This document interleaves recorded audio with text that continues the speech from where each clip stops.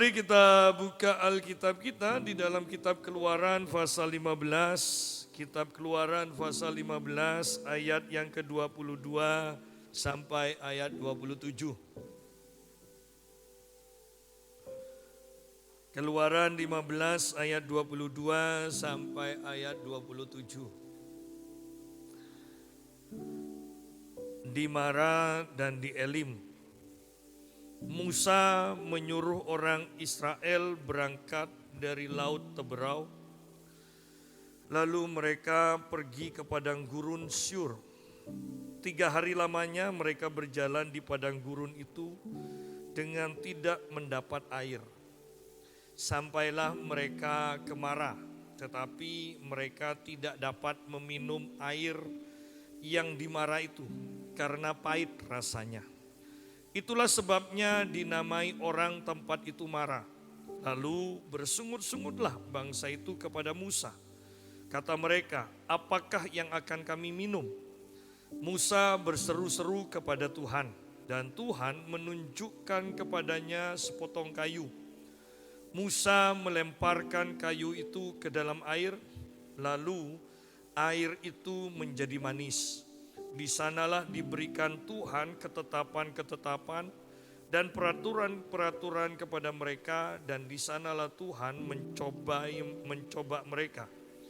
Firman-Nya, jika kamu sungguh-sungguh mendengarkan suara Tuhan Allahmu dan melakukan apa yang benar di matanya dan memasang telingamu kepada perintah-perintahnya dan tetap mengikuti segala ketetapannya, maka aku tidak akan menimpakan kepadamu penyakit manapun yang telah kutimpakan kepada orang Mesir, sebab aku Tuhanlah yang menyembuhkan engkau.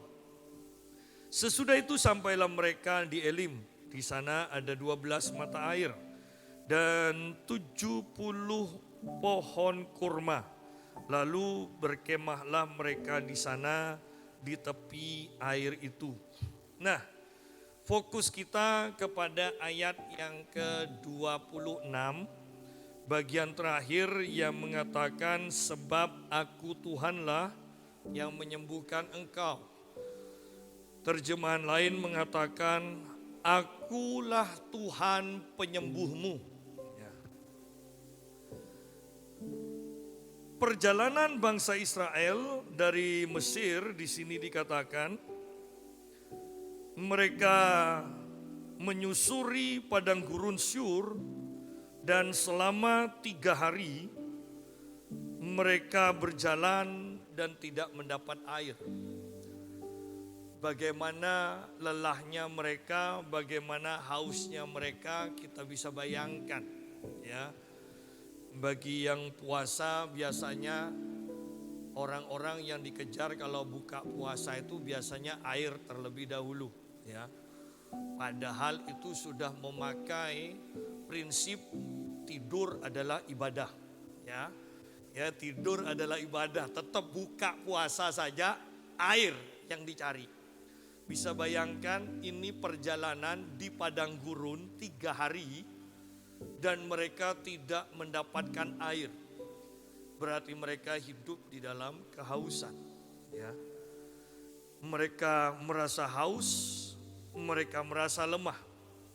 Kemudian sampailah mereka ke Mara, tetapi mereka tidak dapat meminum air yang di Mara itu karena pahit rasanya. Itulah sebabnya dinamai orang tempat itu Mara. Sidang jemaat, bahwa ketika bangsa Israel mengadakan perjalanan selama 3 hari di padang gurun dan mereka tidak mendapatkan air, maka perjalanan mereka kemudian sampai ke Mara. Ya, di sana mereka mendapatkan air, tetapi airnya pahit. Oleh karena itu, jemaat, bahwa seharusnya kita bisa menjaga diri kita supaya kita tidak sampai kekeringan secara rohani. Di dalam kitab Ibrani kita pernah bahas bahwa janganlah ada orang yang menjadi pahit hatinya. Penyebabnya apa? karena mereka menjauhkan diri dari kasih karunia Tuhan. Ya. Mereka menjauhkan diri dari kasih karunia Tuhan. Di sini kita melihat mereka itu merasa haus, merasa lemah.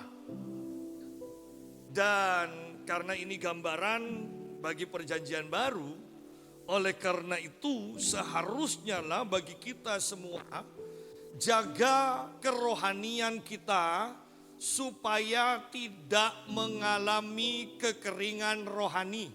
Ya.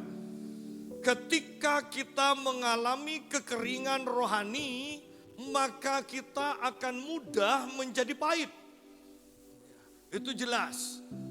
Tetapi ketika kita penuh dengan firman, ketika kita penuh dengan kuasa Roh Kudus, menghadapi apapun juga, perjalanan hidup kita akan dipenuhi kemenangan, akan dipenuhi dengan hal-hal yang baik dari Tuhan. Tetapi ketika kita membiarkan diri kita terlena, maka kita akan mudah menjadi pahit. Kemarin ada orang Surabaya WA ke saya, seorang ibu, dan dia bertanya, "Pak, apa ya penyebabnya saya ini kok akhir-akhir ini bukan hanya sehari dua hari, tetapi beberapa bulan itu kok mengalami kekeringan. Padahal doa ya tetap, tetapi untuk ngomong itu males sekali," dia bilang. Jadinya walaupun dia di waktu doanya tetap berdoa, ibu ini katakan, "Saya hanya diam aja di hadapan Tuhan. Biasanya saya merasakan hadirat Tuhan. Tetapi ini sudah lumayan lama tidak merasakan hadirat Tuhan." Nah, dalam pembicaraan itu akhirnya dia mengatakan satu kalimat, dia mengatakan, "Padahal saya sudah mencoba melupakan masa lalu yang tidak mengenakan." Loh, ya Anda perhatikan di sini. Seringkali kita itu dihantui oleh kepahitan atau pengalaman yang mengecewakan di masa lalu, dan kita merasa kita sudah melupakan itu, padahal sebenarnya pengalaman masa lalu itu masih mengikuti kita. Akibatnya, pada puncaknya kita tidak akan bisa merasakan hadirat Tuhan. Dan ketika kita tidak bisa merasakan hadirat Tuhan, kita merasa kering. Dan ketika kita terus membiarkan kekeringan ini, kita menganggap hal yang biasa, maka setelah itu menghadapi pandangan agak lama ya dari seseorang, kita sudah marah. Ya. Ada orang bisik-bisik, kemudian sambil ngelirik kita sebentar, kemudian bisik-bisik lagi, tersinggung. Ya. Kenapa? Awalnya kekeringan dibiarkan. Kekeringan. Tetapi kalau Anda penuh dengan kegairahan, penuh dengan kehidupan, Anda hanya fokus kepada Tuhan. Anda bahkan begitu pedenya ketika orang melihat kita, mungkin kita merasa, paling mereka melihat kemuliaan yang Allah percayakan kepada saya. Penuh dengan kepercayaan diri. Ya. Tetapi kalau Anda hidup dalam kekeringan, Anda gampang tersinggung. Anda gampang curiga. Dan akhirnya yang terjadi, lihat di sini, mereka itu lalu bersungut-sungutlah. Nah, jangan biarkan kekeringan rohani itu terjadi. Karena ketika kita menjadi kering, sebenarnya kita sudah menjadi orang yang percaya yang aneh. Kenapa? Karena Yesus sendiri mengatakan, orang yang percaya kepadanya dari dalam hatinya keluar aliran-aliran sungai kehidupan yang akan terus-menerus memancar sampai kekekalan. Berarti itu tidak pernah berhenti. Berarti seharusnya kalau kita memang orang percaya yang benar, kita tidak akan pernah mengalami kekeringan rohani. Karena dari dalam hati kita keluar aliran-aliran sungai kehidupan. Dan itu terus menerus. Itu tidak pernah berhenti. Ya. Oleh karena itu betapa pentingnya kita banyak menghabiskan diri dengan doa berbahasa roh. Ya. Doa berbahasa roh. Kenapa? Doa dalam bahasa roh itu keluar dari hati kita, kemudian terus mengalir. Aliran-aliran sungai ini kalau terus mengalir, setiap kotoran itu akan terbawa keluar. Terbawa keluar. Tetapi kalau engkau hanya diam saja, aliran sungai ini mampet di dalam kita, maka sekalipun ada air, ini akhirnya air ini akan bau di dalam kita. Air ini tidak akan sehat. Air itu harus terus mengalir. Itulah kehidupan kekristenan. Anda harus menjadi berkat juga dimanapun Anda berada. Seorang hamba Tuhan mengatakan, untuk peka pada Tuhan, untuk berjalan dalam kehendak Tuhan, itu mudah. Biasanya, sebenarnya saya sudah sampaikan ini beberapa tahun yang lalu.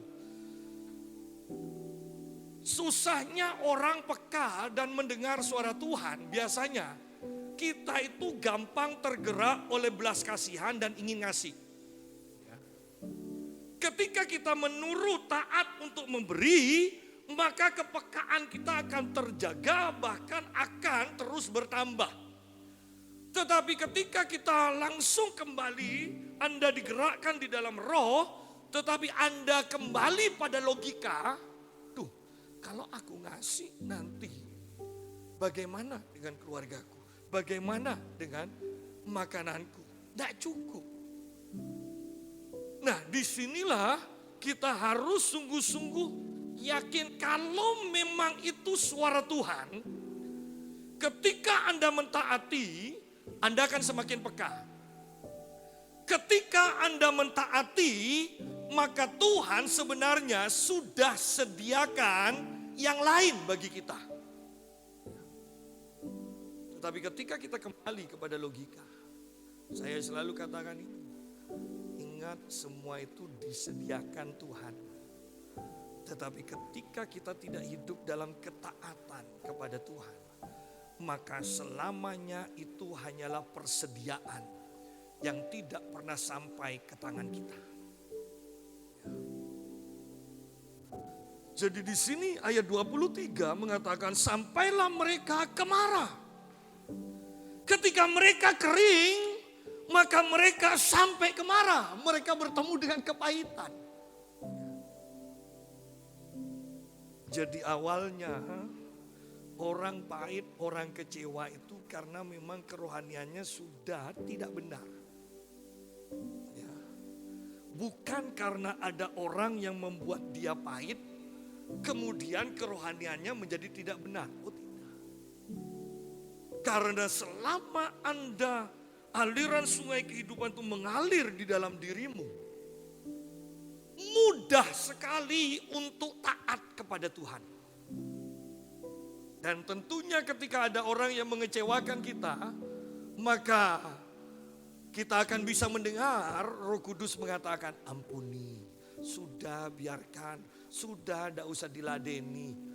Ya, anggap aja orang itu moodnya lagi tidak baik. Ya, istilahnya orang sekarang, sampah jangan dikumpulkan di dalam diri kita. Ya, jadi sangat penting kita tahu di sini. Seringkali ketika kita kepahitan, selalu kita menyalahkan orang yang membuat kita kepahitan. Padahal sebenarnya kepahitan tidak akan bisa menjamah dirimu ketika engkau hidup di dalam kesegaran Roh Kudus setiap hari.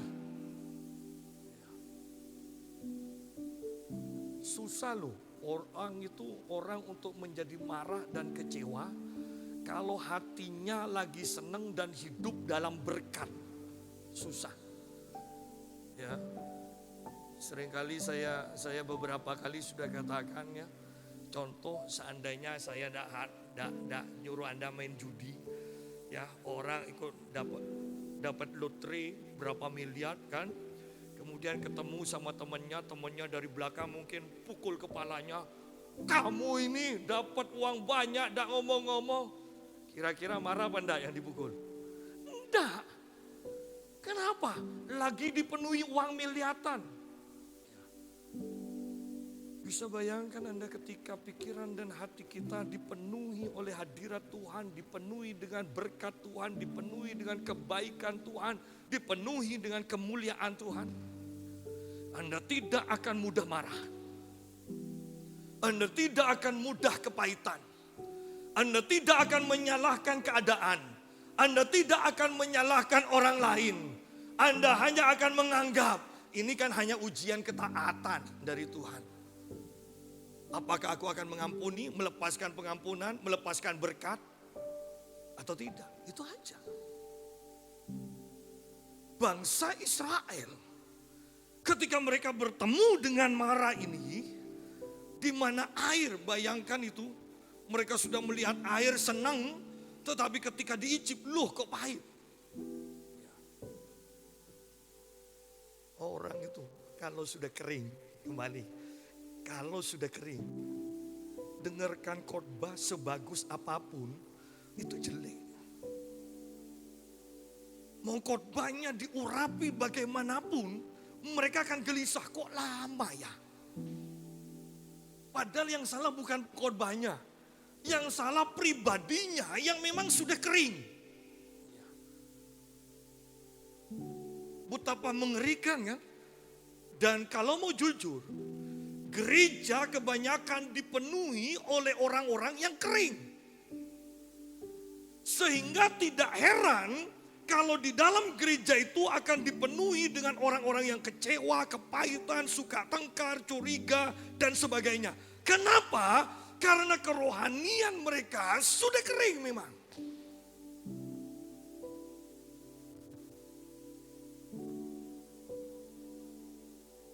Sangat kering. Coba lihat ayat 24. Lalu bersungut-sungutlah bangsa itu kepada Musa. Kata mereka, apakah yang akan kami minum? Bersungut-sungutlah bangsa itu. Dan mereka bersungut-sungut kepada Musa. Saya sederhanakan. Bersungut-sungut tidak usah dihilangkan. Tetapi yang saya mau katakan, mereka menyalahkan Musa. Mereka menyalahkan Musa. Padahal yang salah adalah diri mereka sendiri.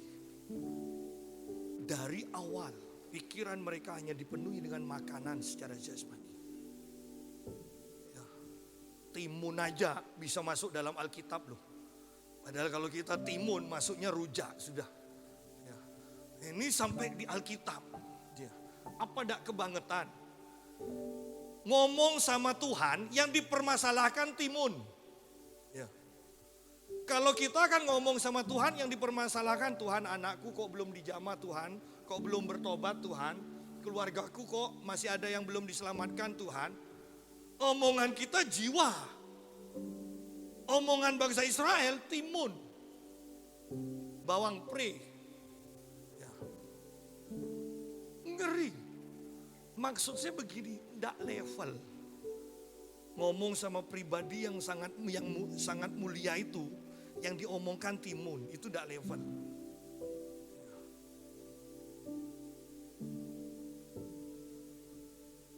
Ini bangsa Israel. Mereka bersungut-sungut kepada Musa. Selalu ada yang disalahkan. Orang kepahitan itu tidak pernah menyalahkan dirinya sendiri. Keadaan yang disalahkan, orang lain yang disalahkan, ekonomi yang disalahkan. Pokoknya yang lainnya salah, dirinya benar. Ya. Oleh karena itu, orang yang kepahitan tidak mungkin masuk surga. Karena surga itu hanya disediakan oleh Tuhan bagi orang yang tahu bahwa orang itu orang berdosa dan butuh anugerah dari Tuhan. Kalau sudah merasa benar, sudah tidak perlu Tuhan. Tidak perlu Tuhan. Oleh karena itu betapa pentingnya setiap malam kita harus mengingat kembali, kilas balik apa yang mencemari kita sepanjang hari ini. Karena kalau tidak, ingat, ketika kita tidak mengingat itu bukan berarti itu tidak ada. Itu lagi ditumpuk. Ya. Kalau besok kita ada kilas balik lagi juga besoknya, maka ditumpuk lagi. Dan tiba-tiba engkau tidak bisa mengatasi dirimu sendiri. Tiba-tiba engkau menjadi tidak terkendali emosimu. Kenapa? Karena sebenarnya sudah begitu lama engkau menumpuk kotoran demi kotoran itu. Dan itu tidak dibersihkan. Penting setiap malam kita kilas balik dari pagi. Apa yang sudah kita lakukan. Apa yang sudah kita kerja, apa yang kita sudah bicarakan. Penting setiap malam kilas balik. Sehingga besok paginya bangun itu akan seger. Tapi kalau malam tidak diselesaikan dengan Tuhan, Anda bangun pagi pasti capek. Ingat, saya tidak sedang berbicara tubuh yang kelelahan. Sekalipun tidurmu cukup, engkau akan bangunnya tetap capek. Tidak ada semangat. Lalu bersungut-sungutlah bangsa itu kepada Musa, kata mereka, apakah yang akan kami minum? Musa berseru-seru kepada Tuhan dan Tuhan menunjukkan kepadanya sepotong kayu. Musa melemparkan kayu itu ke dalam air, lalu air itu menjadi manis. Lalu air itu menjadi manis. Penyelesaiannya selalu di kayu. Manusia itu berdosa, dosanya karena kayu. Ya kan? Pohon pengetahuan yang baik dan yang jahat. Bukankah itu ada kayunya kan? Tidak mungkinlah pohon tidak ada kayunya. Ya.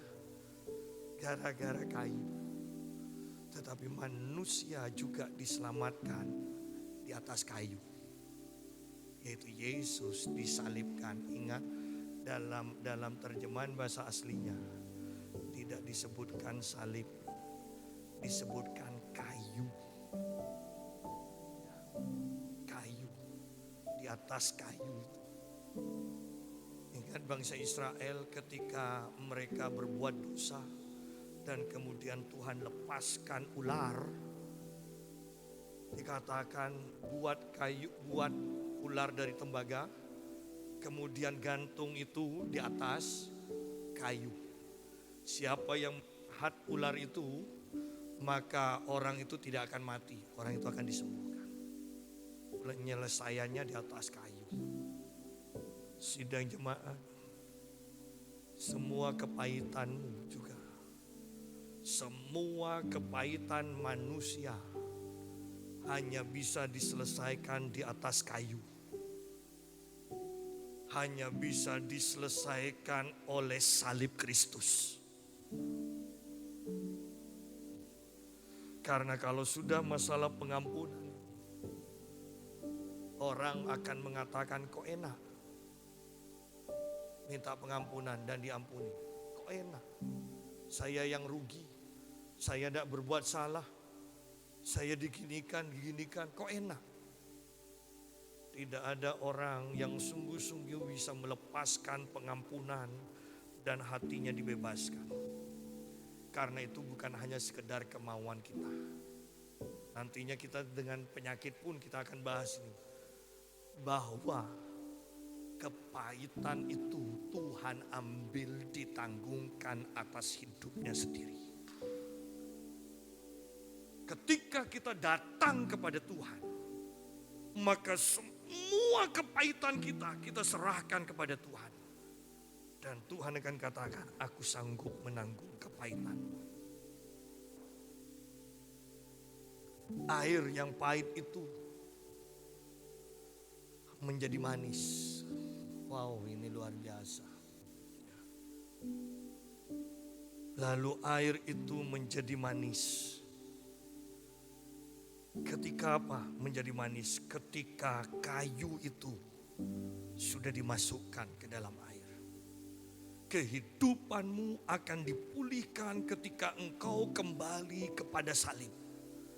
Jangan pernah lupakan karya di atas salib itu. Itu harus selalu ada di dalam ingatan kita. Itu harus selalu ada di mata rohani kita.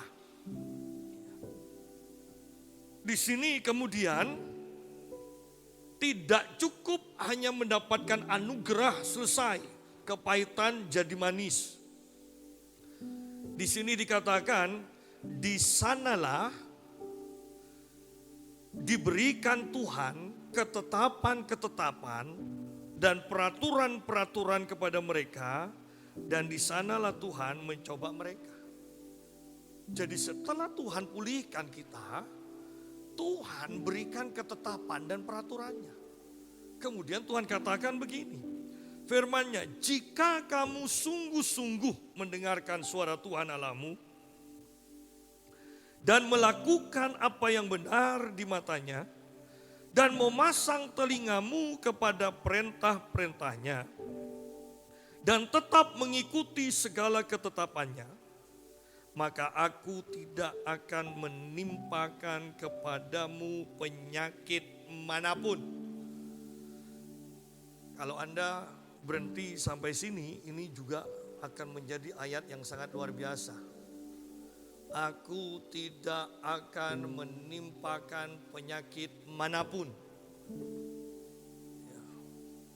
Ada lanjutannya. Yang telah kutimpakan kepada orang Mesir.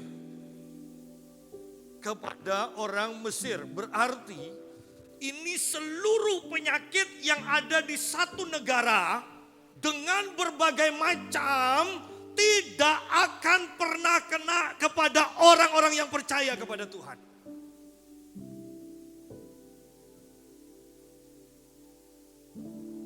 Aku tidak akan menimpakan kepadamu penyakit manapun yang telah kutimpakan kepada orang Mesir. Pikirkan penyakit apapun juga yang ada di Mesir, dan Tuhan katakan itu tidak akan menimpa engkau. Itu sangat luar biasa. Bahkan rasanya virus corona pun tidak akan pernah lebih parah daripada 10 tulah yang Musa lakukan. Tidak akan pernah lebih parah itu. Bisa bayangkan Anda seluruh Pamekasan, seluruh Indonesia ditutupi belalang. Bisa bayangkan bagaimana para wanita, laki aja pun, kalau kodok loncat-loncat terus di dalam kamar kita dan di seluruh rumah.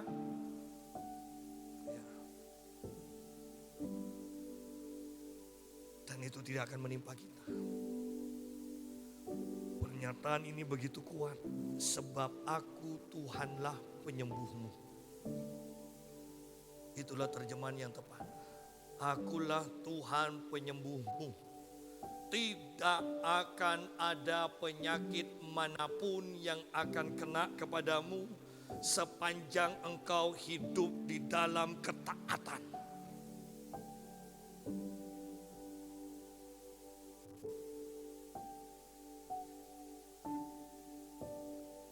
Sebab aku Tuhanlah yang menyembuhkan engkau. Kita melihat sebentar di dalam Mazmur 103 ayat yang ketiga.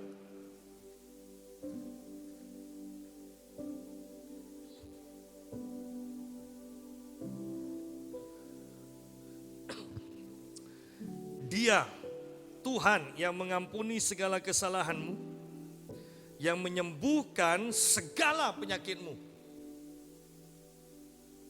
Jadi dari ayat ini kita tahu bahwa segala penyakit itu asalnya karena ada dosa. Pak, tapi saya kan tidak nipu, saya tidak korupsi, saya tidak hidup dalam pornografi, percabulan. Oh iya. Tetapi ingat, dosa bukan hanya itu saja. Ketika kita tidak taat akan perintah Tuhan. Di dalam kitab Ibrani dikatakan begini. Kalau sejak orang yang mendengarkan firman Tuhan yang disampaikan di muka bumi tidak luput, dikatakan. Apalagi kalau kita tidak mendengarkan Dia yang berfirman dari sorga. Oleh karena itu di sini dikatakan, Dia yang mengampuni segala kesalahanmu, segala kesalahanmu. Dan Dia juga, Tuhan juga yang menyembuhkan segala penyakitmu. Berarti dari ayat ini, selama kita hidup benar, ada jaminan tidak ada penyakit apapun yang akan menimpa kehidupan kita. Anda boleh perhatikan orang-orang yang punya berbagai penyakit. Coba aja omong-omong latar belakangnya. Anda akan tahu. Oh, makanya orang ini sakit. Dan yang pasti, ketika setan menawarkan penyakit kepada kita dan kita tidak mempunyai firman, maka tawaran setan langsung kita tanda tangan. Ya kan? Mak bekes-kes ya. Saya ingat corona. Hanya tinggal tunggu waktu. Berarti ketika sudah mengatakan seperti itu, kita tanda tangan, sudah diterima. Ketika Anda sudah merasakan tidak enak, lebih baik Anda ucapkan firman Tuhan. Aku percaya Tuhan adalah penyembuhku. Dia menyembuhkan segala penyakitku. Maka pemberian dari setan, kita sebenarnya mengatakan salah alamat dan setan bawa lagi penyakitnya. Salah alamat. Coba Anda perhatikan orang sakit itu awalnya itu mereka merasa, kemudian mereka curiga apa ini asam lambung ya. Mak akan toon loh. Apa asam lambung loh. Padahal belum tentu asam lambung, tetapi ketika Anda mengucapkan itu, Anda tanda tangan. Paket sudah diterima. Kemudian 3 hari lagi paketnya dibuka, asam lambung. Ya.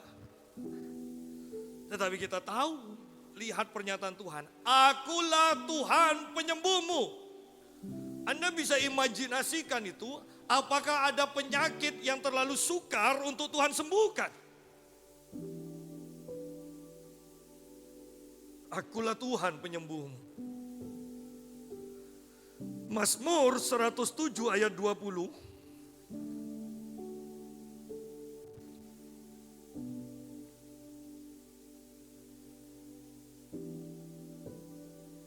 Disampaikannya firman-Nya dan disembuhkannya mereka, diluputkannya mereka dari liang kubur. Ketika Anda mendengarkan firman, ketika Anda mempunyai firman, firman itu hidup di dalam dirimu, maka engkau akan disembuhkan oleh firman itu. Bahkan sekalipun engkau sekarat, orang katakan tidak ada harapan. Tetapi ketika engkau mendengar firman kesembuhan itu diarahkan kepadamu dan kau tangkap, engkau akan lolos dari liang kubur. Allah tidak menetapkan kita mati dengan sakit penyakit. Saya selalu katakan ini, Allah menetapkan kita mati dalam keadaan sehat. Kita ditentukan bukan untuk menyusahkan orang lain. Kita ditentukan untuk memberkati orang lain. Disampaikannya firman-Nya dan disembuhkannya mereka. Disembuhkannya mereka. Diluputkannya mereka dari liang kubur. Wow, ini ayat-ayat seharusnya ini sungguh-sungguh membuat kita hidup dalam kesehatan ilahi.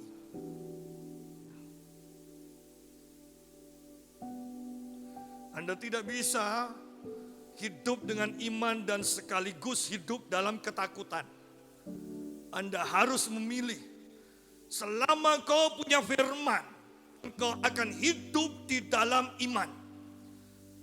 Tetapi ketika kau tidak punya firman, ketika engkau tidak percaya pada firman, engkau akan percaya kepada hal yang lain.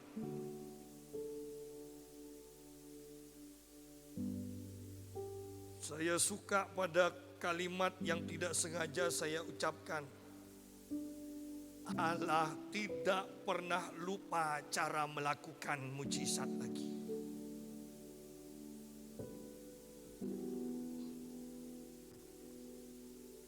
Di dalam Matius pasal yang ke-8. Matius pasal yang ke-8. Ayat yang ke-14 mulai.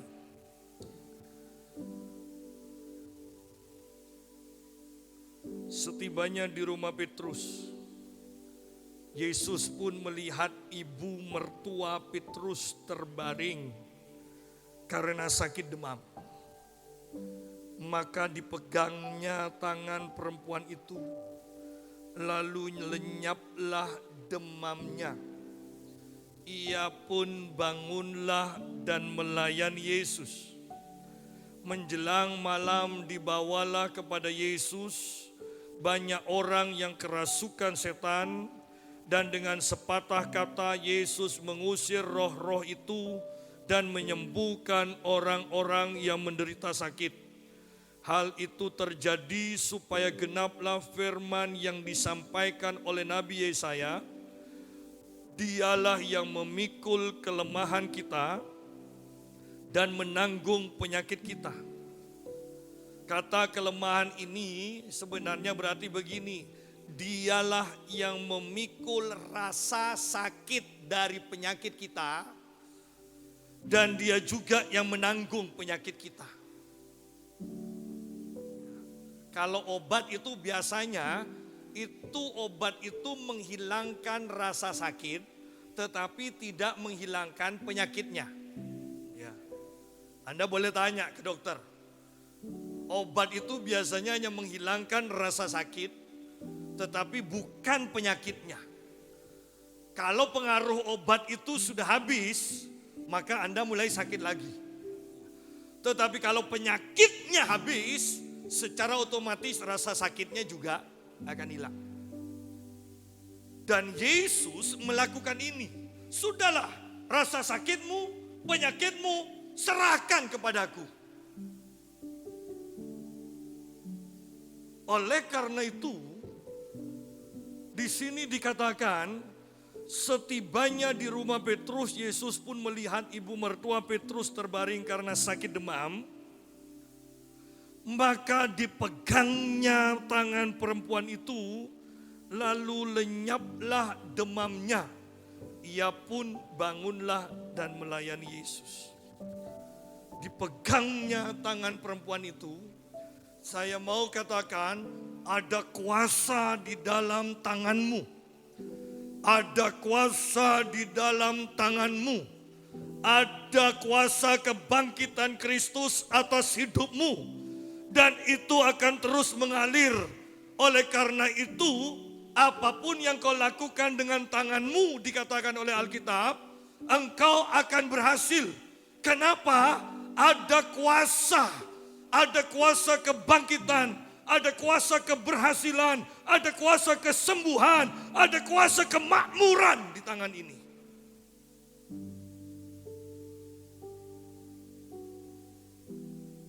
Oleh karena itu ketika tangan Yesus menyentuh mertua dari Petrus, maka demam itu, kuasa kematian itu pergi. Sidang jemaat, sadarilah hal ini, bahwa di dalam kehidupan kita ada kuasa kebangkitan Kristus. Ada kuasa kehidupan. Itu sama aja dengan terang. Ketika terang dibawa ke tempat gelap, secara otomatis kegelapan akan hilang. Ketika kehidupan hadir, maka kematian akan hilang. Ketika sang penyembuh hadir, maka penyakit harus pergi.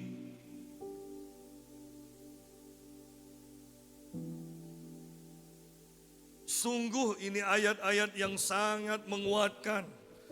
Dikatakan dialah yang memikul kelemahan kita dan menanggung penyakit kita. Kalau Anda ada masalah dengan bagian perutmu, bisakah engkau melihat bahwa masalah di perutmu itu sudah ditanggung oleh Yesus? Bagaimana perut dari Yesus dihancurkan? Engkau mungkin mengatakan ada masalah dengan kepalaku. Bisakah engkau melihat bahwa penyakit kepalamu ada di kepala Yesus? Semuanya sudah ditanggung. Selama engkau bisa melihat karya Yesus, selama dengan mata imanmu engkau melihat penyakitmu, masalahmu ada di atas kayu salib, maka engkau dibebaskan. Tapi ketika mata rohanimu tidak bisa melihat masalahmu, penyakitmu ada di tubuh itu, maka selamanya engkau akan hidup dengan masalahmu.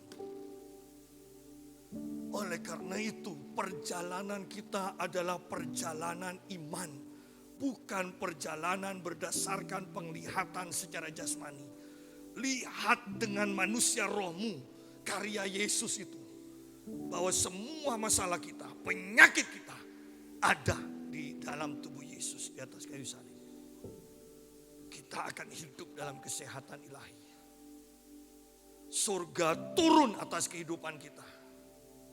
Sidang jemaat, dengarkan hal yang benar, jangan dengarkan hal yang salah. Coba lihat, setiap hari pagi, siang, sore, malam selalu ada berita tentang COVID. Selalu ada berita yang mati. Dan yang Anda dengarkan, yang Anda ketahui, yang Anda hafalkan setiap hari bertambah.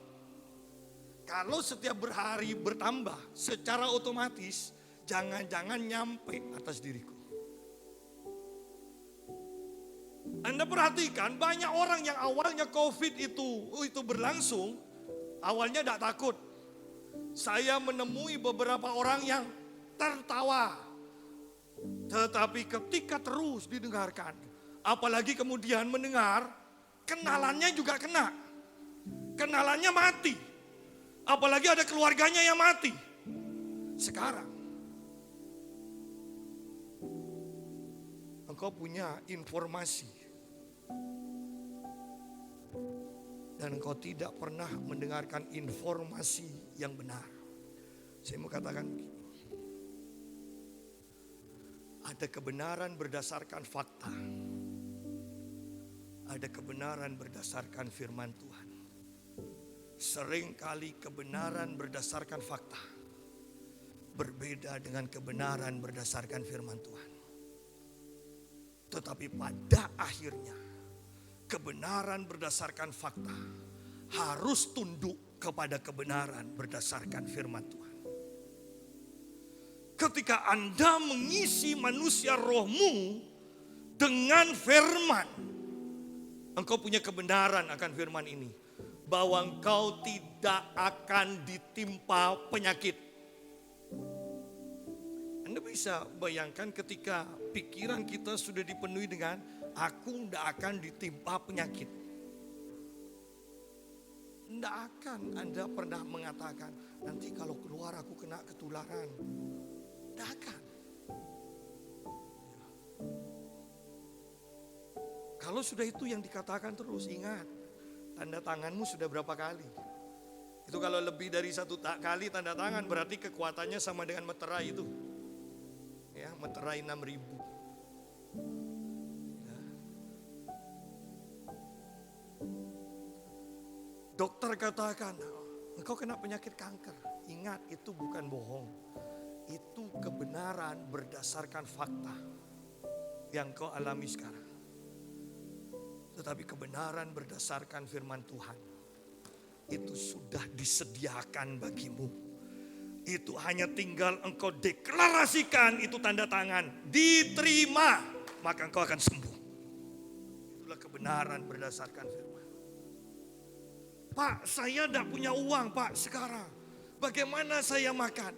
Alkitab katakan, apa yang tidak engkau lihat, apa yang tidak engkau dengar, semuanya sudah disediakan Tuhan. Ketika Anda hidup berdasarkan dengan kebenaran firman, Anda deklarasikan, Anda tanda tangan, sudah diterima, maka itu akan menjadi milik Anda. Ingat, sekali lagi saya mau tegaskan, apa yang terjadi ini, COVID ini, itu adalah kebenaran. Kebenaran berdasarkan fakta. Ya, bukan bohong, memang ada COVID, tetapi yang jadi masalah, apakah engkau percaya dan takut pada COVID itu, atau engkau lebih percaya dan menghormati firman Tuhan? Itu aja. Kuasa kebangkitan ada di dalam kita. Dan ketika kuasa ini bekerja sama dengan firman, tidak ada yang mustahil.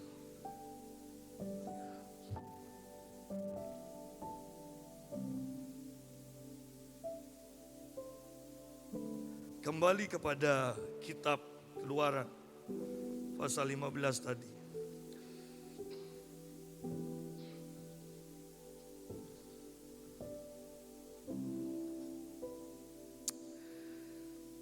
Akulah Tuhan penyembuhmu. Ayat 37. Sesudah itu, sampailah mereka di Elim. Di sana ada 12 mata air dan 70 pohon korma. Lalu berkemahlah mereka di sana di tepi air itu. Saya teringat membayangkan begini.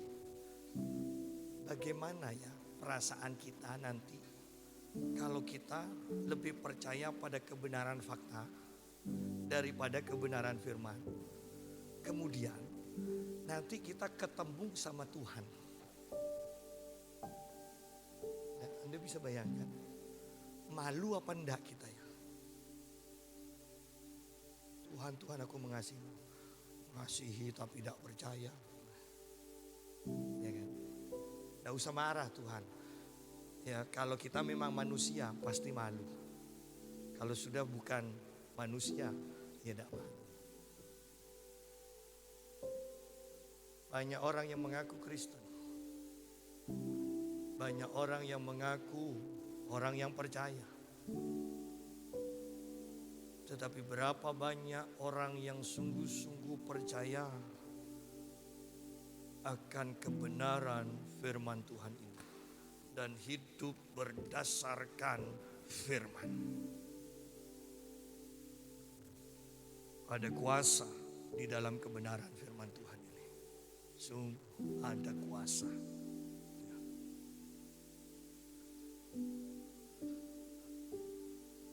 Ayat 27 sungguh luar biasa di sini. Sesudah itu sampailah mereka di Elim.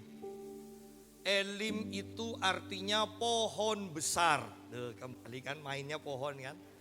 Anda mau muter kemana-mana, Anda akan ketemu dengan kayu. Bahwa itu inti kehidupan kekristenan, kayu, yaitu salib Kristus. Sesudah itu sampailah mereka di Elim, pohon besar. Nah, ketika sampai di sana, di Elim, pohon besar, Yesus harus semakin bertambah dan aku harus semakin berkurang. Ketika Yesus semakin besar di dalam kehidupan kita, ketika hidup kita dikuasai sungguh-sungguh oleh kehidupan Yesus, maka di sana ada 12 mata air.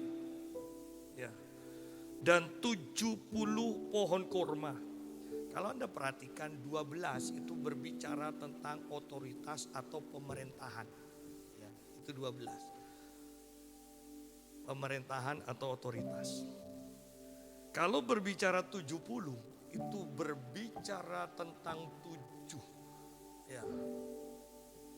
7 itu berbicara kesempurnaan. Lalu berarti di sana ada 12 mata air dan 70 pohon kurma. 70 sempurna. Air diberi kayu jadi manis. Anda kalau tahu rasanya kurma kan manisnya luar biasa.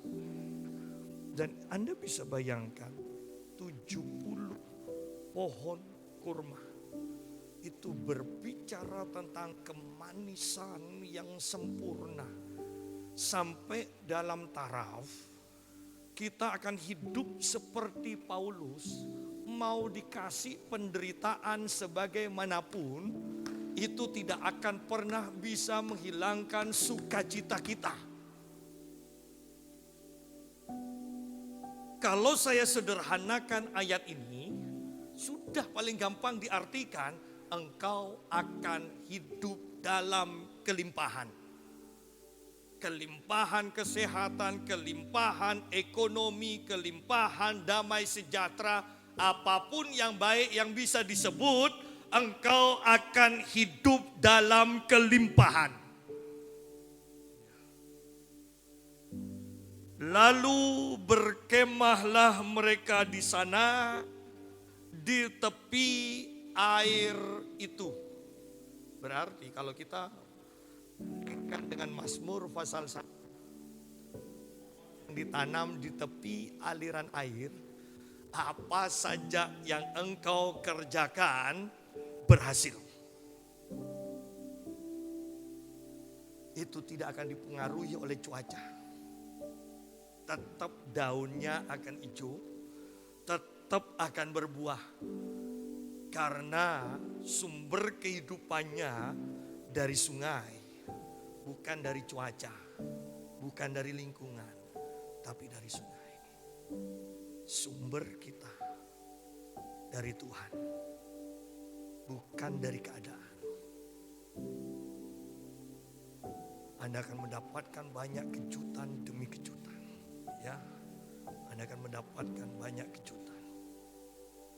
Anda akan mendapatkan berkat-berkat yang tidak terduga. Sepertinya saya kalau tidak salah 2 atau 3 kali Kamis, saya pernah menyampaikan di hari Kamis, saya melihat beberapa malaikat berbaris dan mereka membawa bingkisan demi bingkisan. Dan saya sudah ngalami. Saya sudah ngalami, saya harapkan kita juga ngalami. Ya. Ada bingkisan demi bingkisan dan itu masih berlanjut. Itu akan terus berlanjut. Sebab gereja ini tidak akan pernah berhenti mendapatkan pelayanan para malaikat. Itu disediakan terus pelayanan para malaikat, disediakan bagi kita sampai kedatangan Yesus yang kedua kalinya. Kiranya Tuhan memberkati kita semua.